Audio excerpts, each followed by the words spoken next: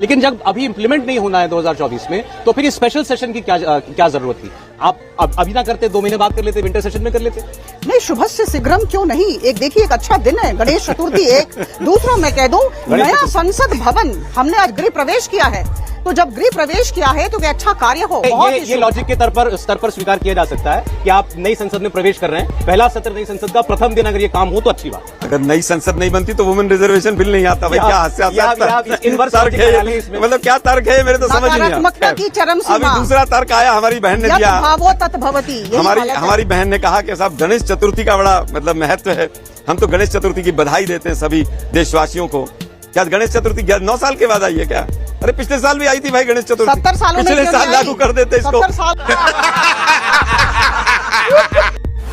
दोस्तों, आज की डिबेट में आलोक शर्मा बीजेपी सांसद को निरमा साबुन से धो रहे हैं। महिला आरक्षण पर हो रही डिबेट में आलोक शर्मा ने बीजेपी सांसद से सीधा सवाल पूछा कि क्यों आप प्रचंड बहुमत होते हुए भी महिला आरक्षण कानून नहीं बना पाए थे। आलोक शर्मा के सवालों का जवाब बीजेपी सांसद नहीं दे पाई और गोलमोल करके बात घुमाने लगी। लेकिन आलोक शर्मा ने अपने तर्कों से बीजेपी सांसद की जो बोलती बंद की है वो देखने लायक है। चलिए आपको आगे का वीडियो दिखाते हैं, जिसमें सांसद महोदया सबका साथ सबका विकास का दावा कर रही है, लेकिन असलियत आलोक शर्मा से सुनी। खैर ये भी तर्क इनका गले से नहीं उतरा देश की जनता को कि गणेश चतुर्थी है इसलिए बिल लाए हैं। हर साल गणेश चतुर्थी आती है, हर साल शुभ दिन आते हैं, हर साल मकर संक्रांति आती है, तो गणेश चतुर्थी भी पिछले साल आई थी। खैर इन्होंने कहा साहब 32 लाख तो हमने वापस दे दिए सबको। 32 लाख करोड़ रुपया जो है तमाम योजनाओं के तहत चला गया। 32 लाख करोड़ तो अकेले पेट्रोल डीजल से एक्साइज ड्यूटी लगा के इस सरकार ने कमा लिए। सरकार क्या अपने घर से ला रही है? देश की जनता की जेब काट के आप योजनाएं चला रहे हैं, उसमें तमाम बड़े बड़े भ्रष्टाचार हैं। खैर आज का जो बिल का मुद्दा है, ये जो प्रचंड वाली बात हो रही है ना, चुनाव में हार का जो डर है ना इस सरकार का, वो प्रचंड है बिल्कुल पूरी तरह से। खासतौर पर जब से इंडिया गठबंधन बना है, और वो जो डर है ना हार का, वो इनसे इस तरह के कदम उठवाएगा जो रहस्य लोक से बाहर आएंगे। मैंने पूछा भाई 5 दिन पहले अगर वो बिल आ जाता सांसदों को तो क्या आफत थी? पिछले सेशन में इंट्रोड्यूस हो जाता तो क्या दिक्कत थी? और अगले में इंट्रोड्यूस हो जाता और 2030 में अगर उसको लागू करना है तो क्या दिक्कत थी? लेकिन केवल मोदी जी को अपनी स्वस्तुति करानी है। मोदी जी को केवल ये करवाना है कि भाई मैं लेकर आ गया।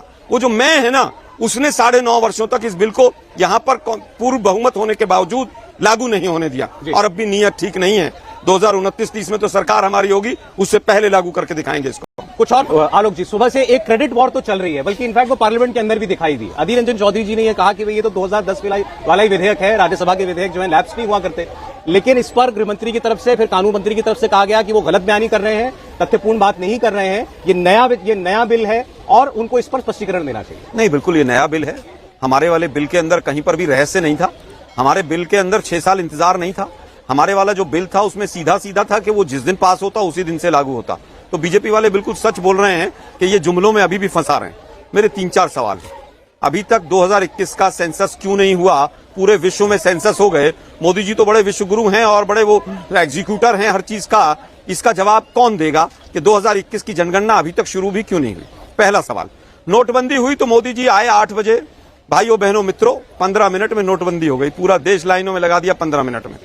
जिस समय पर कोरोना काल आया, लॉकडाउन इतना बड़ा फैसला था, वो 1 घंटे पहले लॉकडाउन होता है कि भाई कल से लॉकडाउन। 3 काले कानून आए। पूरे 75 से 70% जनता जो किसान से जुड़ी हुई है, उसके लिए केवल आपने 2 घंटे चर्चा कराई और वो पास हो गया। लेकिन महिला आरक्षण बिल 6 साल बाद लागू होगा। 9 साल से पहले बैठे हुए हैं। महिला आरक्षण बिल में 15 साल क्यों लगे? ये 3-4 सवाल हमारे मेन हैं। मोदी जी ने कहा कि साहब 650 महिलाएं हैं, 7,500 सांसद आए और 650 आए। मोदी जी गिनती पहले नहीं बताई आपको किसी ने?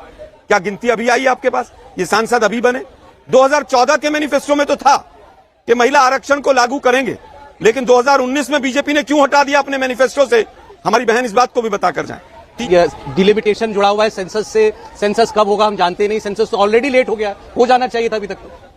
देखिए ऐसा है कि जब प्रधानमंत्री मोदी जी ने संबोधन शुरू किया तो उन्होंने बड़ी अच्छी बात कही, यही समय है, सही समय है।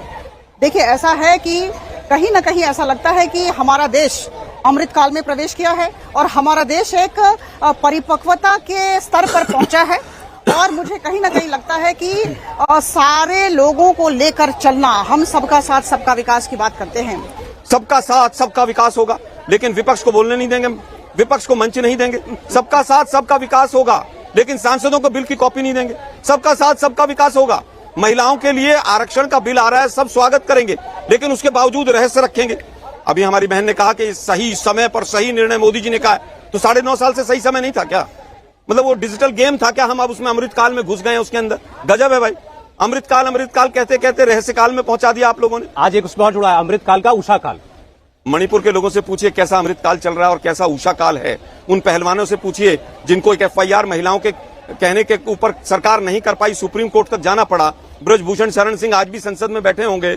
आज केवल जुमलों से देश को चलाना बीजेपी की नियति हो गई है। फिर कहूंगा 9.5 साल तक ये सरकार सोती रही, राजनीतिक चुनावी जुमला है। बीजेपी की नियत अभी भी साफ नहीं।